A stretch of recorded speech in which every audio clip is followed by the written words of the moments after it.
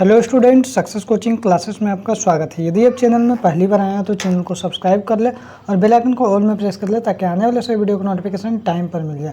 तो आज हम लोग डिस्कस करने वाले हैं क्लास 11th का इकोनॉमिक्स, जो आपका 31 अगस्त को वीकली टेस्ट होने वाला है। उसके लिए हमारा ये वीडियो का सेट 3 होने वाला है। तो सेट 1 और 2 नहीं देखें तो आप ज़रूर देख लीजिएगा। तो आज हम लोग डिस्कस करने वाले हैं चैप्टर नंबर 3 आंकड़ों का संगठन का मोस्ट इंपॉर्टेंट आपको क्वेश्चन करवाने वाले हैं इस वीडियो में। तो चलिए देखते हैं हम लोग सबसे इम्पोर्टेंट क्वेश्चन क्या क्या है।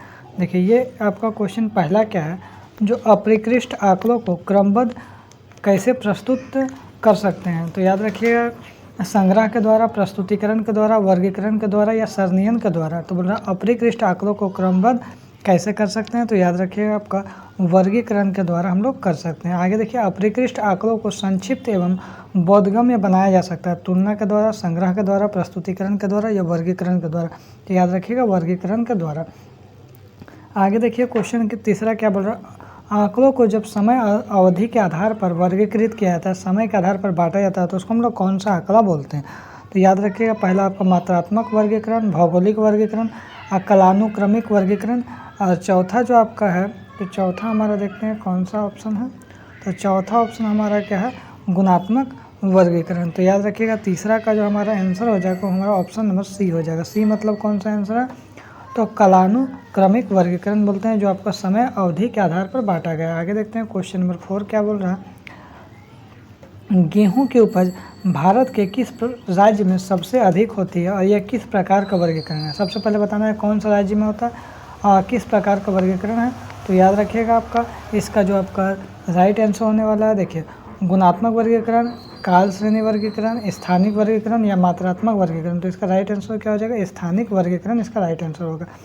आगे देखिए, लिंग के आधार पर अगर भारतीय जनसंख्या को पुरुष एवं महिला को 2 भाग में अगर बांटना है तो निम्न में से कौन सा वर्गीकरण का उदाहरण है सही, मात्रात्मक या कालिक या स्थानिक या फिर गुणात्मक वर्गीकरण। तो याद रखिए, इसका राइट आंसर हो जाएगा हमारा गुणात्मक वर्गीकरण, इसका राइट आंसर हो जाएगा। आगे यदि हम लोग देखते हैं क्वेश्चन नंबर 6 क्या बोल रहा है, ऊंचाई, भार, आयु, छात्रों के अंक आदि विशेषता के आधार पर वर्गीकरण क्या कहलाता है, मात्रात्मक वर्गीकरण, गुणात्मक वर्गीकरण, कालिक वर्गीकरण या स्थानिक वर्गीकरण। तो याद रखिएगा मात्रात्मक वर्गीकरण हम लोग बोलते हैं। ठीक है, आगे यदि देखते हैं क्वेश्चन नंबर 7 क्या बोल रहा है, गणित के प्राप्तांकों का वर्गीकरण क्या कहलाएगा, गुणात्मक, स्थानिक, कालानुक्रम या मात्रात्मक। तो याद रखिएगा मात्रात्मक वर्गीकरण कहलाएगा। आगे देखते हैं, परिवर्तन के आधार पर चर को कितने भाग में बांटा जा सकता है, 1, 2, 3, 4। तो याद रखते हैं परिवर्तन के आधार पर चर को 2 भाग में बांट सकते हैं। आगे देखते हैं क्वेश्चन नंबर 9 क्या बोल रहा है, अपकृष्ट आंकड़ों को मात्रात्मक चर में कैसे वर्गीकृत किया जा सकता है, वर्गीकरण,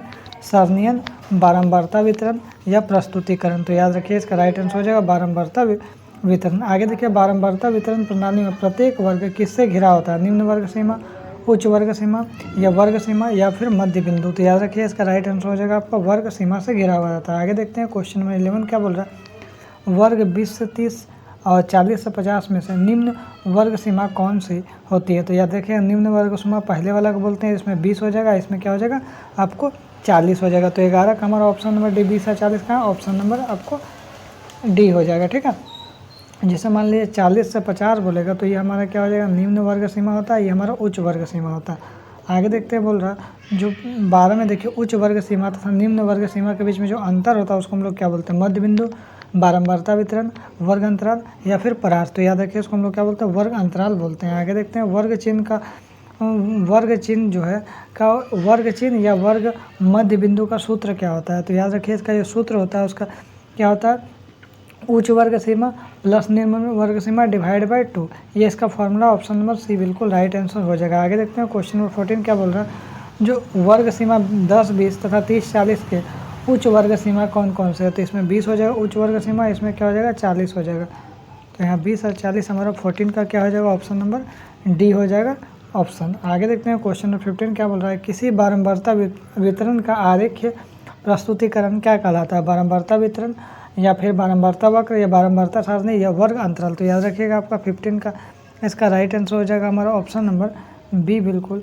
राइट आंसर हो जाएगा। आगे यदि हम लोग देखते हैं क्वेश्चन नंबर 16 क्या बोल रहा है, चरों के उच्चतम एवं न्यूनतम प्रेक्षणों के बीच का अंतर क्या होता है, वर्ग मध्य बिंदु, वर्ग सीमा, वर्ग अंतराल या फिर परास। तो याद रखिए, इसका राइट आंसर हो जाएगा हमारा परास हो जाएगा। आगे देखिए, निम्न में से परास का सूत्र क्या होता है।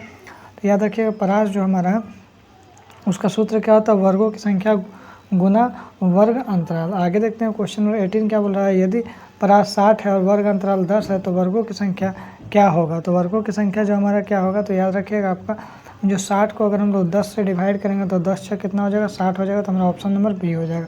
आगे देखते हैं, यदि वर्गों की संख्या 2 है और वर्ग अंतराल 50 है तो परास क्या होगा। तो याद रखिए इसका राइट आंसर हो जाएगा 50 को अगर 2 से गुना करेंगे तो हमारा क्या हो जाएगा, 100 बिल्कुल राइट आंसर हो जाएगा। आगे यदि हम लोग देखते हैं समावेशी श्रेणी के अंतर्गत क्या होता है, तो याद रखिएगा समावेशी श्रेणी उसके अंतर्गत किसी वर्ग के निम्न सीमा उच्च सीमाओं के मूल्य में मानों को शामिल किया जाता है। आगे देखते हैं अपवर्जित विधि के अंतर्गत क्या होता है, तो याद रखिएगा अपवर्जित जो विधि है उसका अंतर्गत क्या होता है, इसमें किसी वर्ग की निम्न वर्ग सीमा और वर्ग अंतराल में समावेशित करते हैं।